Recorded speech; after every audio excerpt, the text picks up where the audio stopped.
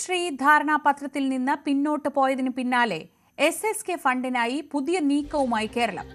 SSK fund അടിയന്തരമായി നൽകണമെന്നാവശ്യപ്പെട്ട് കേന്ദ്ര വിദ്യാഭ്യാസ വകുപ്പ് അഡീഷണൽ സെക്രട്ടറി ധീരജ് സാഹു IASുമായി മന്ത്രി V ശിവൻകുട്ടി ചർച്ച നടത്തി. SSK ഫണ്ട് അനുവദിക്കണമെങ്കിൽ വീണ്ടും പ്രപ്പോസൽ സമർപ്പിക്കാനാണ് കേന്ദ്രത്തിന്റെ നിർദ്ദേശം. VV അരുൺ വിവരങ്ങളുമായി. അരുൺ, എന്താണ് ഈ പുതിയ നീക്കത്തിന് പിന്നിൽ?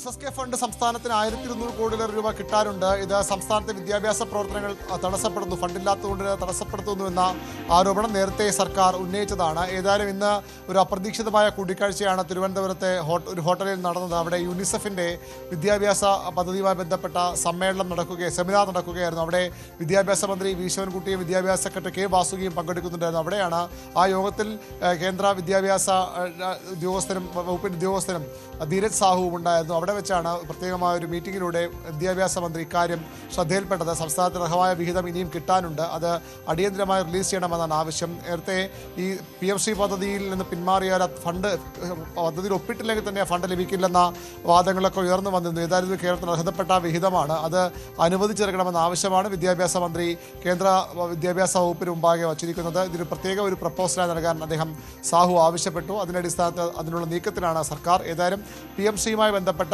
കരാർ മരവിപ്പിക്കാൻ സർക്കാർ ഔദ്യോഗികമായി തന്നെ കേന്ദ്ര സർക്കാരിനെ കത്തെഴുതും. മുഖ്യമന്ത്രി പിണറായി വിജയൻ ഖത്തറിൽ നിന്ന് തിരിച്ചെത്തിയ ശേഷമാകും ഈ കത്ത് കൈമാറുക. ഇതുമായി ബന്ധപ്പെട്ട എല്ലാ കാര്യങ്ങളും മുഖ്യമന്ത്രി മറുപടി പറയുമെന്നാണ് വിദ്യാഭ്യാസ മന്ത്രി ഇന്നും പ്രതികരിച്ചത്. ഈ PM-ശ്രീ പദ്ധതിയിൽ നിന്ന് പിൻവാങ്ങിയാൽ ഈ ഫണ്ട് ലഭിക്കില്ലെന്ന ആശങ്കയൊക്കെ ഉണ്ട്. പക്ഷേ അതും ഇതുമായി ബന്ധമില്ല നിലപാടാണ് സർക്കാരിനുള്ളത്. അതുകൊണ്ട് തന്നെ ഈ ഫണ്ടിന് വേണ്ടി ഇപ്പോൾ കേന്ദ്രത്തെ സമീപിക്കും.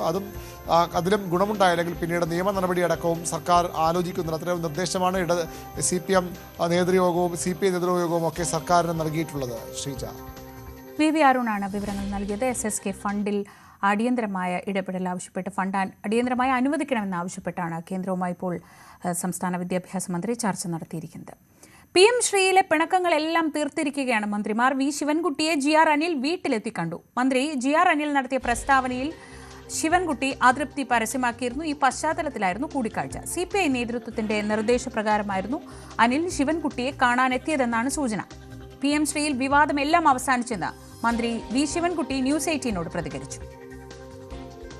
മുന്നണിക്ക് ഉള്ളിൽ ആ പ്രശ്നങ്ങൾ പരിഹരിക്കപ്പെടുകയാണ്. ശിവൻകുട്ടിയെ പോലെ നേതാവിനോട് ഈ രീതിയിൽ പെരുമാറിയത് വലിയ രാഷ്ട്രീയ വിവാദമൊക്കെ തന്നെയാണ്. പക്ഷേ എങ്കിൽ പോലും അവിടെ ഇത്തരത്തിലുള്ള ഒരു നിലപാട് വന്നത് ശരിയായില്ല എന്ന് CPI നേതൃത്വം തിരിച്ചത്. അതുകൊണ്ട് കൂടിയാകാം ഒരുപക്ഷെ CPIയും ആ നടപടിയും ഒക്കെ എടുത്ത് മുന്നോട്ട് പോകുന്നത്. V ശിവൻകുട്ടി നമുക്കറിയാം കഴിഞ്ഞ കുറേ നാളുകളായി സംഘപരിവാർ വിരുദ്ധ പോരാട്ടങ്ങളുടെ പേരിലാണ്, അല്ലെങ്കിൽ സംഘപരിവാർ വിരുദ്ധ നിലപാടുകളുടെ പേരിലാണ് ശിവൻകുട്ടി ഈ വാർത്തകൾ നിറഞ്ഞു നിൽക്കുന്നത്. അത് രാജ്ഭവനിലെ ഭാരതാംബ വിവാദത്തിലാണെങ്കിൽ പോലും സർക്കാരിന് വലിയ ഒരു മുൻതൂക്കമുണ്ടാക്കിയ രാഷ്ട്രീയവാദമായിരുന്നു അത്. അവിടെ മുതൽ സംഘപരിവാർ നിലപാടുകൾ സ്വീകരിക്കുന്ന ഒരു നേതാവിനെയാണ് AYF ASF ഈ രീതിയിൽ അപമാനിച്ചത്. സ്വാഭാവികമായും അതിന്റെ ഒരു ഖേദപ്രകടനം കൂടിയാണ് അദ്ദേഹം നടത്തിയത്. അങ്ങേ ഒരു സംഘപരിവാർ നിലപാടുകാരനാക്കിയൊക്കെയാണ് പലപ്പോഴും ചിത്രീകരിക്കപ്പെടുന്നത്. അതാണോ ഇത്ര വിഷമമുണ്ടാക്കിയത്? അതെന്നല്ല നമ്മുടെ വിഷമം പറഞ്ഞു, അതിന് മറുപടി ബന്ധപ്പെട്ടവർ പറയുകയും ചെയ്തു. അതോടുകൂടി അത് അവസാനിച്ചു. ഈ BJP-കാരൊക്കെ കോൺഗ്രസ്സുകാരൊക്കെ അങ്ങനെ വിളിക്കുന്നത് സംഘിക്കുട്ടി ശിവൻകുട്ടി എന്നൊക്കെയാണ്. കോൺഗ്രസ് വിളിച്ചത് പിന്നെ അവരങ്ങനെ ഒരു സമരമൊക്കെ ആകുമ്പോൾ മുദ്രാവാക്യമൊക്കെ വിളിക്കുമല്ലോ അങ്ങോട്ടും ഇങ്ങോട്ടും. സമാനമായ ഒരു ഇതാണ് AYF ASF ഒക്കെ വിമർശിച്ചത്. കാരണം അങ്ങയുടെ സമര പാരമ്പര്യവും അങ്ങ് ഇത്രയും നാളുണ്ടാക്കിയ ഒരു പേരുമൊക്കെ ഇതിലൂടെ അങ്ങ് അതൊന്നും ഒലിച്ചു പോകുന്നതല്ല നമ്മളുണ്ടാക്കിയിട്ടുള്ള സമര പാരമ്പര്യം. ഏതായാലും പ്രശ്നങ്ങളൊക്കെ പരിഹരിച്ച് ഒറ്റക്കെട്ടായി മുന്നോട്ട് പോവുകയാണ്. GR അനിൽ ഒരു പറ്റിപ്പോയത് അബദ്ധമെന്ന് അങ്ങനെ എന്തെങ്കിലും പറയാൻ പറ്റുന്ന കാര്യങ്ങളാണെങ്കിൽ? ഇല്ല, അങ്ങനെ ഞങ്ങളൊക്കെ വളരെ അടുത്ത സുഹൃത്തുക്കളല്ലേ. ഏതെങ്കിലും ഒരു വിഷയത്തിൽ വിഷമം ഉണ്ടാകുമെങ്കിൽ അങ്ങോട്ട് ഇങ്ങോട്ടും നമ്മൾ പറയില്ലേ. ചട്ടിയും കലമാകുമ്പോൾ തട്ടിയും മുട്ടിയിലും കിടക്കും, അതിൽ വേറെ കാര്യമൊന്നും. അതുതന്നെയാണ് അദ്ദേഹത്തിന്റെ പ്രതികരണം. ചട്ടിയും കലവും തട്ടിയും മുട്ടിയും കിടക്കും. ഏതായാലും പ്രശ്നങ്ങൾ പരിഹരിക്കപ്പെടുന്നു.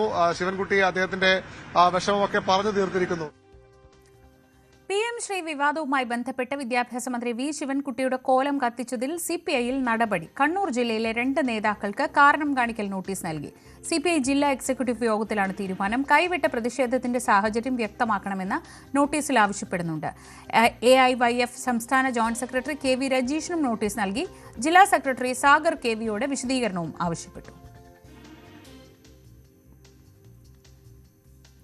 PM ശ്രീ ഒപ്പിട്ട ശേഷം പിൻവലിക്കാനുള്ള നീക്കം കാപട്യമെന്ന് കേന്ദ്രമന്ത്രി ജോർജ് കുര്യൻ. കരാർ ഒപ്പിട്ട പദ്ധതി വേണ്ടെന്ന് പറയാൻ കത്ത് കൊടുത്താൽ അതിന് കടലാസിന്റെ വിലയാകും.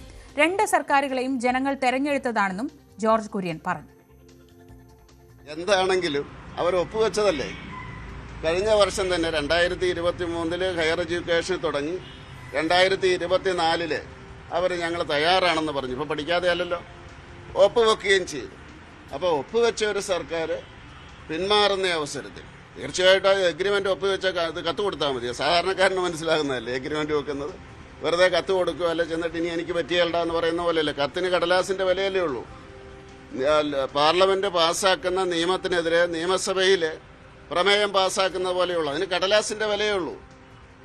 കേന്ദ്ര സർക്കാരിനെയും സംസ്ഥാന സർക്കാരിനെയും ജനങ്ങൾ തിരഞ്ഞെടുത്തതാണ്. ഇതിൻ്റെ രണ്ടിൻ്റെ ആനുകൂല്യവും കിട്ടാൻ ജനങ്ങൾക്ക് അല്ലെങ്കിൽ കുട്ടികൾക്ക് അവകാശമുണ്ട്. അത് തടയാൻ ഇവർക്കെന്താണ് അവകാശം? ജനാധിപത്യ പ്രക്രിയയുടെ അടിസ്ഥാനത്തിൽ 2 സർക്കാരുകളും വന്നത് കേരളത്തിലെ ജനങ്ങൾ ഉൾപ്പെടെ തിരഞ്ഞെടുത്തിട്ടാണല്ലോ നരേന്ദ്രമോദിയുടെ സർക്കാർ അധികാരത്തിൽ വന്നത്.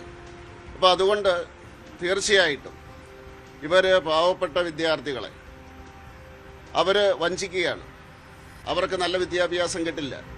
തൊട്ടടുത്ത സ്കൂളിൽ പോകുന്ന കേന്ദ്ര സിലബസ് പഠിക്കുന്ന സ്കൂളിലെ കുട്ടികൾക്ക് ഈ സിലബസിൻ്റെ അടിസ്ഥാനത്തിൽ ഗുണം കിട്ടും. PM ശ്രീ പദ്ധതി നടപ്പാക്കാനുള്ള നടപടികളുമായി മുന്നോട്ടു പോകണമെന്ന് ABVP പ്രധാനമന്ത്രിക്കും വിദ്യാഭ്യാസ മന്ത്രാലയത്തിനും ABVP കത്തയച്ചു. രാഷ്ട്രീയ ഇടപെടലുകൾക്കപ്പുറം വിദ്യാലയങ്ങളുടെ വികസനം ലക്ഷ്യമാക്കുന്ന നിലപാട് സ്വീകരിക്കണമെന്നും സർക്കാരിന്റെ മെല്ലെപ്പോക്ക് നയം അനുവദിക്കരുതെന്നും ABVP പറയുന്നു. വിദ്യാർത്ഥി രാഷ്ട്രീയത്തിനും ഗ്രേസ് മാർക്ക് നൽകാനുള്ള ശുപാർശയുമായി കേരള സർവകലാശാല. കോളേജ് സർവകലാശാല യൂണിയൻ ഭാരവാഹികൾക്ക് 5% ഗ്രേസ് മാർക്കിനാണ് വിദഗ്ധ സമിതിയുടെ വിചിത്രമായ ശുപാർശ. തെരഞ്ഞെടുക്കപ്പെട്ടതോ നോമിനേറ്റ് ചെയ്തതോ ആയ ഭാരവാഹികൾക്ക് ഗ്രേസ് മാർക്ക് നൽകാമെന്നാണ് ശുപാർശയിൽ പറയുന്നത്. നാളത്തെ സിൻഡിക്കേറ്റ് റിപ്പോർട്ട് ചർച്ച ചെയ്യും. നിലവിൽ കലാ കായിക മികവിനും NCC NSS പ്രവർത്തനത്തിനുമാണ് ഗ്രേസ് മാർക്ക്.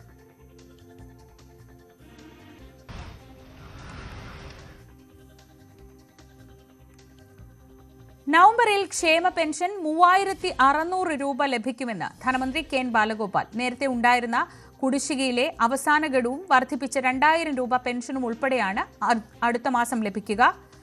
ഇതോടെ ക്ഷേമ പെൻഷൻ കുടിശ്ശിക പൂർണ്ണമായും കൊടുത്തു തീർക്കുകയാണെന്നും ധനമന്ത്രി വ്യക്തമാക്കി. ക്ഷേമ പെൻഷൻ കൂട്ടിയത് തെരഞ്ഞെടുപ്പ് സ്റ്റണ്ടെന്ന് KPCC അധ്യക്ഷൻ സണ്ണി ജോസഫ്. ജനം അർഹിക്കുന്ന അവജ്ഞയോടെ ഇത് അവഗണിക്കും. ആശമാരുടെ അവകാശങ്ങൾക്കായുള്ള സമരം തുടരും. ആശമാർക്ക് പ്രഖ്യാപിച്ച 1000 രൂപ വർധന അപര്യാപ്തമാണ്. പ്രതിപക്ഷത്തിന്റെയും ജനങ്ങളുടെയും പിന്തുണയിൽ സമരം തുടരുമെന്നും സണ്ണി ജോസഫ് പറഞ്ഞു. അത് തീർത്തും അപര്യാപ്തമാണ്. ഗവൺമെൻറ് നടത്തിയിട്ടുള്ള പ്രഖ്യാപനങ്ങൾ അതിലവർക്ക് യാതൊരു തൃപ്തിയുമില്ല. സമരത്തിൻ്റെ രീതി പലപ്പോഴും സമര സംഘടനകൾ മാറ്റാറുണ്ട്. അവരാലോചിച്ചെടുത്ത തീരുമാനമാണ്. ഇനിയും അവരുടെ സമരം ജനങ്ങളുടെ പിന്തുണയോടെ, പ്രതിപക്ഷത്തിൻ്റെ പൂർണ്ണ പിന്തുണയോടെ ഇനിയും തുടരും. അതിൻ്റെ രൂപത്തിലും ഭാവത്തിലും ഒരുപക്ഷെ മാറ്റം ഉണ്ടാകും. സർക്കാർ ഈ സമരത്തെ അധിക്ഷേപിക്കാനും അവഗണിക്കാനുമാണ് ആദ്യം മുതൽ ശ്രമിച്ചത്. എന്നാൽ ജനങ്ങൾക്കെല്ലാം അതിന് പൂർണ്ണമായിട്ടും സമരത്തിന് പിന്തുണ നൽകിയിരുന്നു. പ്രതിപക്ഷത്തിൻ്റെ പൂർണ്ണ പിന്തുണയുണ്ടായിരുന്നു. എന്തായിരുന്നു ഗവൺമെൻറ്റിൻ്റെ പ്രകടന പത്രിക സമയത്ത് LDFൻ്റെ വാഗ്ദാനം?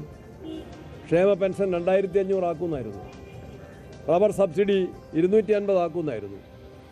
എത്ര കൊല്ലം കഴിഞ്ഞു? 4.5 കൊല്ലം കഴിഞ്ഞിട്ട് തെരഞ്ഞെടുപ്പിൻ്റെ തൊട്ട് മുമ്പ് നാമമാത്രമായ വർധനവ് അത് ജനങ്ങൾക്ക് ഒരിക്കലും സ്വീകാര്യമല്ല, സംതൃപ്തമല്ല. ഒരു തെരഞ്ഞെടുപ്പ് സ്റ്റണ്ട് മാത്രമാണിത്. അത് അർഹിക്കുന്ന അവജ്ഞയോടെ തന്നെ ജനങ്ങളെ വിലയിരുത്തുമെന്ന കാര്യത്തിൽ സംശയമില്ല.